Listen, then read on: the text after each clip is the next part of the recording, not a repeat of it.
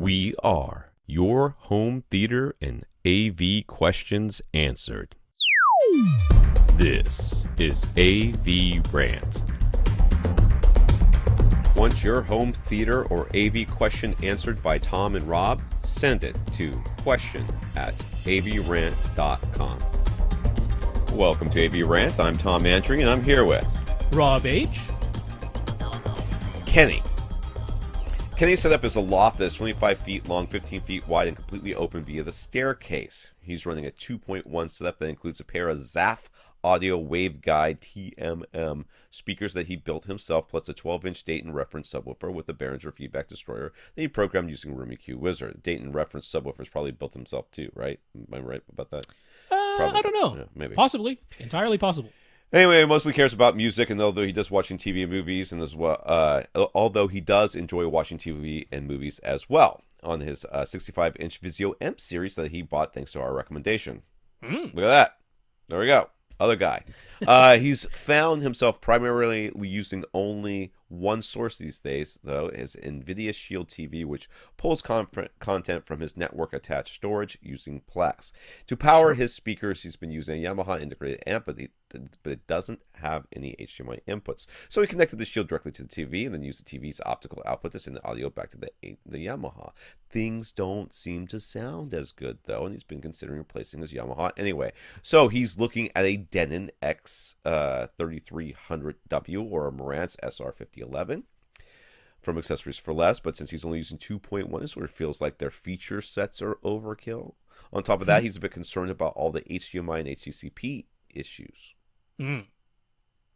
Just in general. I got that, but they exist, and that they can't blame you there. That's true. You hear about all this nonsense. That's the truth. So he's tempted to run video directly to his TV, and then he uses Shield's USB output to send his audio to his stereo system. Seems overly complicated, but okay. The Outlaw Audio RR2160 stereo receiver could work, or you go with the full analog separates with an Emotiva X SP1 plus an amp with a USB DAC in between. For the best possible music playback quality, what should he go for? Will honestly be a big enough benefit to justify wasting all of the surround sound features and extra built-in amps? Or will analog bass management actually sound better while avoiding all the HDMI related headaches? And how different is the sound between AV receivers and analog separates really? All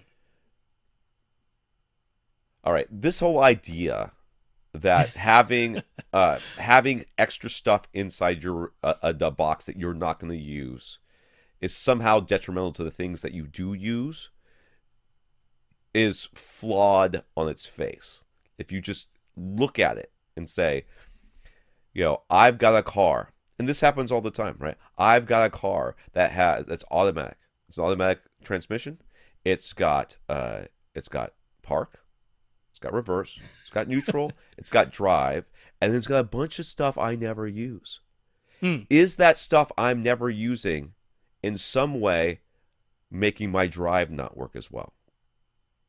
Everybody would look at you like, did you just seriously ask that question out loud? I mean, of course it doesn't make any difference. It's not doing anything. It's just sitting there not doing anything. It's not bothering you. Why would you care? That's there. But it's there inside my car, and I'm not using it. Therefore, it could be giving me headaches. No, it really can't. Same thing here with these receivers. Yes, they have a lot of stuff you're never going to use. Yes, a lot of times when you use AV receivers and you're doing all sorts of weird things with weird stuff, HDMI can give you some headaches. It can happen. You are literally having the simplest possible setup for HDMI. I mean, you're taking a source, which is a computer, you're plugging it into an AV receiver, and you're taking that AV receiver and plugging it into the TV. That's basic.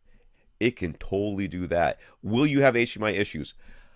Pretty sure you're not going to have HDMI. I can never, you never say you're not going to have HDMI issues because they pop up all over the place. But that being said, this signal chain, you really should. I mean, you would really have to try. Like, you would really have to try. You would have to do some sort of weird setting in your NVIDIA Shield that your receiver understands but your TV doesn't, or your TV understands but your receiver doesn't. And, it's like, this resolution that I can't. I mean, I can't imagine that you would have a problem with HDMI.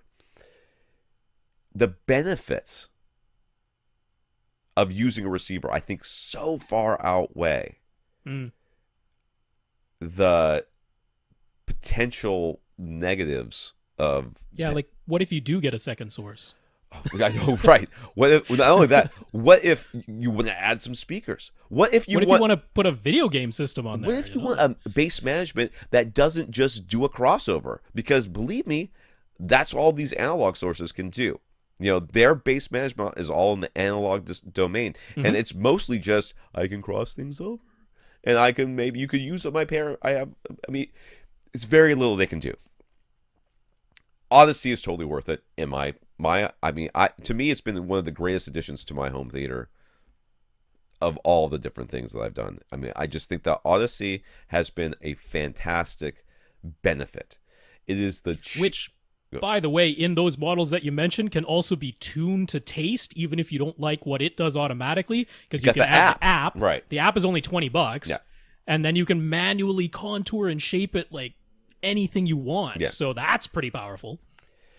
I don't know that, it's like I have a car that have 7, 8 seats in it. I don't know how many, 6, 8 seats in it. I have 8 seats in my car. I can see 8 people in my car. I almost never put anything more than 5. Are those extra 3 seats wasted? Well, even if I never put anybody in those 3 seats, I still use the 5 that I've got, and I'm perfectly happy with having those 5. The fact that you never use these other things, is it wasting it? I really don't think it is, because it's not what you're buying it for. You're buying it for what you need it to do, and just because it comes with a bunch of stuff you don't need doesn't mean you still don't need those things that it does. And Odyssey is one of those things that you probably need. Now, I'm looking at it a little bit different way, which is that, first of all, I would go for the X3300 in your case, because that's getting you the highest level of Odyssey, Amen. Whereas the SR5011 is a step down. Yeah. So go for the X3300W. Now, that, compared to the Outlaw that you mentioned, and definitely compared to the Emotiva combo that you mentioned, it's the cheapest. So it's the cheapest. Now, if I told you the X3300W is a really good stereo receiver, and it's the least expensive, would there be any objections to that? You go, no, that sounds fine. But as soon as I say, well, it also has 5 additional amps in case you ever want to add other speakers, now it's no good? Yeah, right. Wait a second. Yeah. No. Just think, if it were more expensive, then I might go, oh, well, maybe you're paying more to get extra amps that you're never going to use. But it's actually the least expensive one, and you get more? So, yeah, it's a really good stereo receiver. If you don't like Odyssey, you can turn it off. If you do like Odyssey, it has it. These other ones don't. If you want to use Odyssey to manually change the target curve, you can do that, which you can't do with these other ones. You need another external device on top. Right. So everything, the boxes are checked for that X3300W. Right. That's what I would recommend to you. There you go.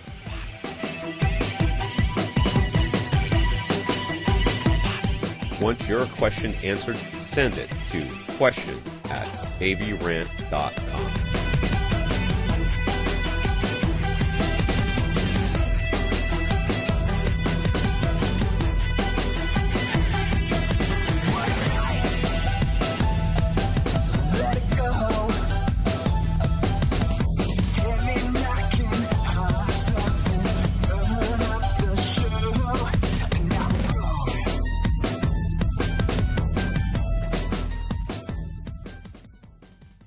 This is AVRant.